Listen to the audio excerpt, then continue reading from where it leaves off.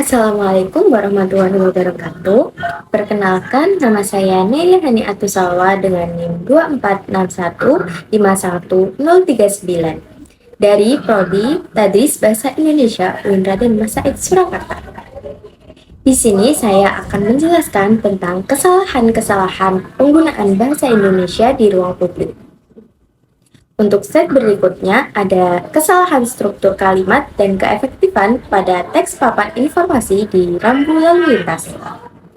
Yang pertama, ada susunan kalimat dan garis miring atau melakukan kegiatan lain dapat mengganggu lalu lintas di perlintasan sebidang Jalan Insinyur Sutamit. Itu tatanan bahasanya terlalu panjang dan berbelit. Terus yang kedua, ada penggunaan dan garis miring atau yang tidak efektif. Seharusnya cukup memakai atau saja agar mudah dipahami. Seperti yang ada pada Peraturan Presiden yang sebagai aturan pelaksanaan UU 24 2009 dengan fokus mengatur lebih rinci tata cara penggunaan bahasa Indonesia dalam dokumen resmi negara, perjanjian, nama jabatan, lembaga, hingga produk hukum. Dan beberapa faktor yang mempengaruhi kesalahan penulisan adalah faktor kompetensi kebahasaan penulis. Penulis teks tampak belum sepenuhnya menguasai kaidah kebahasaan. Interferensi bahasa lisan ke bahasa tulis. Jadi mungkin itu dari yang awalnya bahasa lisan dan ditulis menjadi peraturan di rambu lalu lintas. Terus yang terakhir ada ketiadaan proses penyuntingan bahasa pada rambu resmi. Jadi sebelumnya tidak ada penyuntingan sebelum dipasang di rambu lalu lintas. Untuk slide selanjutnya, campur kode pada nama rumah makan, yaitu penggunaan bahasa daerah sebagai nama usaha. Pada contoh, kata limolasan. Kata limolasan berasal dari bentuk bahasa Jawa limolas atau limolasan yang artinya 15-an. Itu merupakan contoh campur kode yang dijadikan nama merek atau nama tempat. Nama seperti ini seringkali dipakai untuk menarik pelanggan yang memiliki kedekatan emosional dengan bahasa dan budaya daerah. Misalnya, orang Solo atau Jawa pada umumnya. Beberapa faktor yang dapat mempengaruhi seperti faktor sosial, linguistik, dan faktor strategi branding atau branding pada rumah makan itu tersebut. Namun seharusnya tetap memakai aturan berbahasa seperti pada UU nomor 24 tahun 2009 yang isi undang-undang itu menegaskan bahwa bahasa Indonesia adalah bahasa resmi negara yang wajib digunakan dalam pendidikan, komunikasi resmi pemerintah, forum nasional, media massa atau media sosial, serta berbagai informasi layanan publik seperti rambu, spanduk, dan petunjuk jalan. Di slide berikutnya ada keefektifan dan ketepatan makna pada rambu lalu lintas. Seperti yang ada di gambar tersebut, tulisan belok kiri langsung. Frasa belok kiri langsung tidak menyebutkan situasi misalnya saat lampu merah atau lampu hijau. Sehingga perintah terasa kurang lengkap dan bisa menimbulkan tafsiran yang berbeda. Pembenaran tambahan keterangan sehingga perintahnya utuh. Misalnya, belok ke kiri boleh langsung atau belok ke kiri saat lampu hijau. Kemudian atau menggunakan diksi yang lebih tepat dan baku sebagaimana lazim di rambu resmi. Contohnya, belok ke kiri langsung jalan atau belok ke kiri diizinkan. Rambu lalu lintas cenderung memakai bahasa yang sehemat mungkin agar mudah dibaca, cepat. Namun akibatnya unsur seperti kata ke pada keterangan situasi sering dihilangkan karena dianggap sudah bisa ditebak. Dihilangkan ini menyebabkan struktur menjadi kurang lengkap secara gramatikal, sehingga menimbulkan kesan tidak baku dan membuka peluang salah tafsiran. Di slide selanjutnya yaitu kesalahan penulisan pada banner di Pondok Pesantren Al-Mu'ayyad Windan. Ini terjadi di pondok pesantren tempat domisili saya di Solo. Kesalahan penulisan pada banner ini terjadi pada tulisan kerjasama dengan BPBD yang seharusnya diganti dengan kata dan. Namun di banner tersebut tertulis kata dengan lagi. Strukturnya bisa diperjelas, misalnya bekerja sama dengan BPPD Kabupaten Sukoharjo dan Amwiners, sehingga tidak perlu mengulang lagi kata dengan pada baris berikutnya. Selanjutnya pada singkatan Kap Sukoharjo, sebaiknya ditulis lengkap menjadi Kabupaten Sukoharjo. Jika konteksnya spanduk resmi, begitu pula pada tulisan pon.pes. Lebih baik ditulis secara rinci, yaitu pondok pesantren.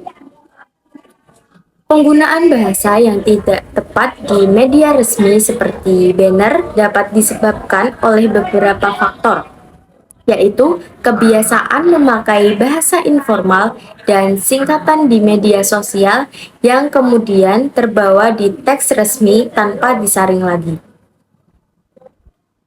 Lalu ada minimnya proses penyuntingan atau editing dan pengecekan ulang. Dampaknya, banner di lingkungan pendidikan menjadi model bahasa yang keliru, sehingga berpotensi menormalisasikan kesalahan dan ditiru oleh santri atau mahasiswa dalam tulisan mereka. Lanjut ke slide selanjutnya, halaman 6, yaitu kesalahan penulisan pada larangan atau pemberitahuan di tempat umum, khususnya di toko kosmetik. Kesalahan penulisannya pada kata dilarang dan dipantau. Kata dilarang salah karena larang di sini adalah kata kerja yang verbal, sehingga awalan di harusnya digabung. Jadi, bentuk yang benar adalah dilarang, bukan di spasi larang.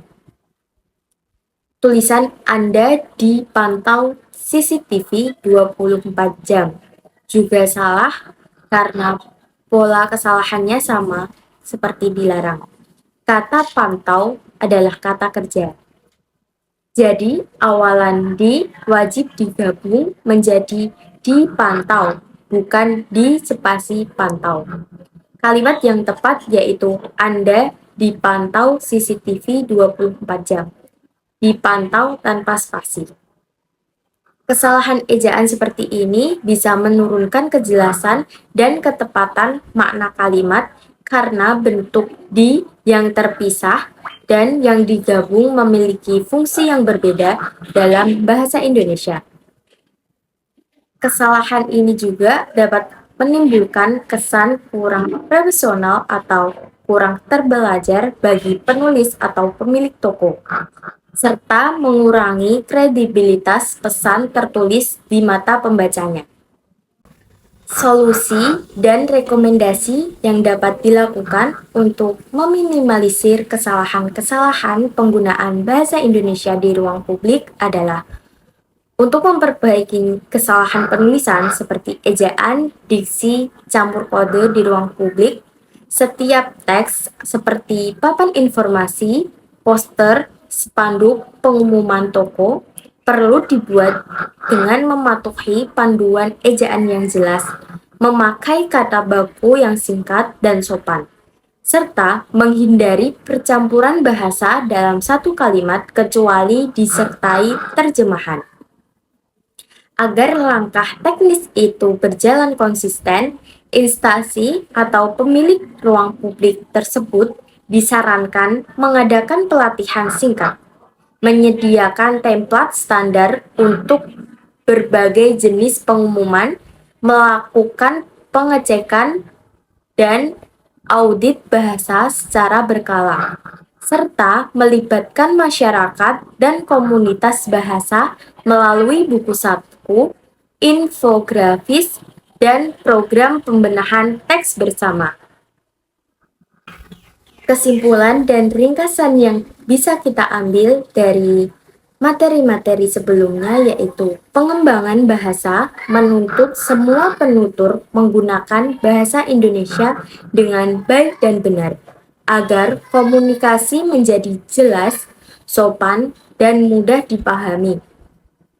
Penggunaan ejaan, diksi, dan struktur kalimat yang tepat di ruang publik mencerminkan sikap menghargai diri sendiri, orang lain, dan identitas bangsa. Dengan membiasakan bahasa yang tertib dalam tulisan maupun lisan, setiap orang ikut menjaga sekaligus mengembangkan bahasa Indonesia agar tetap modern, kuat, dan membanggakan.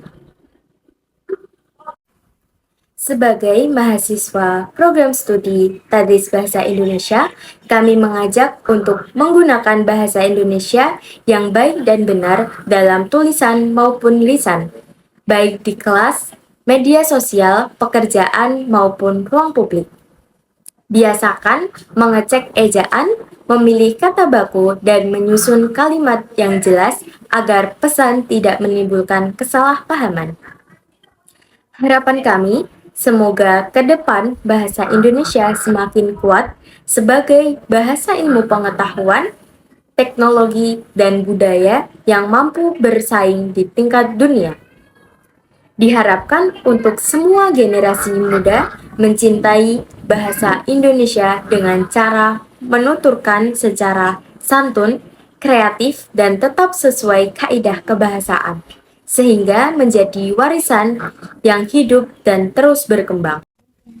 Baik, itu tadi beberapa penjelasan tentang kesalahan-kesalahan penggunaan bahasa Indonesia di ruang publik untuk memenuhi tugas UAS mata kuliah pembinaan dan pengembangan bahasa. Saya Naila Haniatus Salwa memohon maaf apabila ada kesalahan baik disengaja maupun tidak disengaja. Akhir kata, terima kasih. Wassalamualaikum warahmatullahi wabarakatuh.